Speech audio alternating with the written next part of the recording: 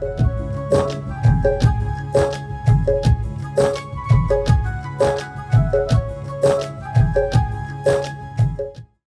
जन्म जरा मृत्यु विनाशना जलम निर्पांति स्वाहा, ऐसे करके कितने हो गए? 8। जन्म जरा मृत्यु के 3, क्षुधा तृषा के 5, और निद्रा स्वेद और रोग 8 हो गए ना। चलो अब मन संबंधी कर ले अपन। विस्मय, भय विस्मय, चिंता, आरत, खेद, कितने हो गए? 5। और फिर रति और मद, कितने हो गए? 7। 8 और 7 15। और अध्यात्म संबंधी 3, राग द्वेष मोह। राग नहीं है, द्वेष नहीं है और मोह भी नहीं है, तो हो गए कितने? 18 हो गए। ऐसा चार्ट बना करके आप लोग चिपका लो।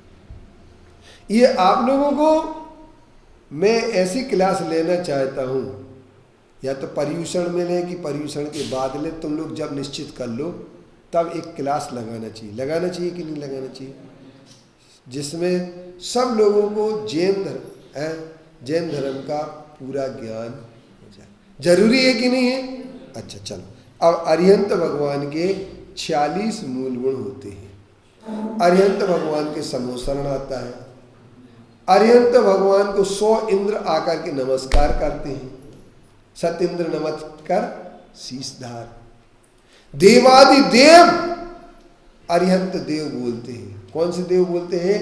देवादि देव अरिहंत देव, बंदो मन वचन कर से। उनकी मन से, वचन से, काय से सेवा भी करते हैं। सुसे माने पूजा करने को सेवा कहते हैं। अब अपन क्या करते हैं? हमारी एक सबसे बड़ी कमी है, बता दूं मैं? बता दूं? तुम लोग बुरा तो नहीं मानोगे? पहले कहो। अच्छा, बुरा नहीं मानेंगे? नहीं मानोगे? पक्का? पक्का? तुम लोग सिर्फ क्या करते हो? द्रव को इधर की उधर करने में विश्वास रखते हो। सही है कि गलत है? ट्रांसफर करते हो इस थाली से उस थाली में, मगर इस थाली से उस थाली में ट्रांसफर मत करो। तुम जो बोलते हो उसका अर्थ समझो। भक्तामर में दीप जलाने में तो आपकी रुचि। भक्तामर पढ़ने कौन आता है यहाँ पर? एक लड़की आती ना, तुम आती हो, और कौन आता तुम्हारे साथ है? आदेश का कौन है? आदेश कहाते, आदेश कहाते। और अब दीप तो प्रज्वलन करते हैं अपन, दीप प्रज्वलयामि स्वाहा, लेकिन एक ध्यान रखना, उसका शुद्ध उच्चारण होना चाहिए, एक बात। दूसरे नंबर अर्थ भी समझ में आना चाहिए। फिर उस भक्तामर के प्रति पूरी श्रद्धा आपकी जागृत होगी। और जब आपकी श्रद्धा जागृत होगी तो क्या होगा? श्रद्धा जागृत हो जाएगी आपकी उन आदिनाथ भगवान की गुणों को समझ करके, तो फिर आपके लिए उसका फल मिलेगा। अच्छा एक बात बताओ, तुमने पूजन की तो उसका फल क्या चाहते? मोक्ष। हाँ, कौन कौन चाहते? जरा हाथ तो उठाओ। मोक्ष तुम चाहते? आई आओ, अभी देखते हैं। उतारो चूड़ियां मूड़ियां सब, मोक्ष दिलवा रहे। मोक्ष तो चाहिए।